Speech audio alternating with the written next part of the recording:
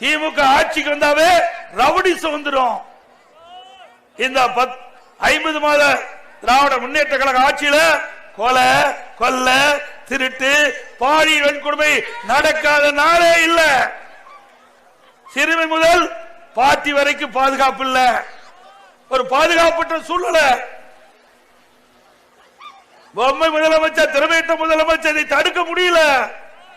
கோவை மாவட்டம், ஈரோடு மாவட்டம், திருப்பூர் மாவட்டத்தில் முதியோர் எங்கெல்லாம் வசிக்கிறாங்களோ அந்த பகுதியில இந்த கொள்ளை கூட்டம் உள்ளே பூந்து அவர்களை கடுமையாக தாக்கி கொலை செய்கின்ற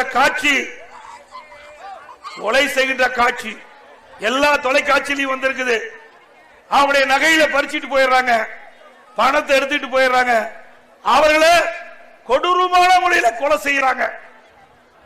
அதை தடுக்க இந்த ஆட்சியில திறன் இல்ல, திறமை இல்ல.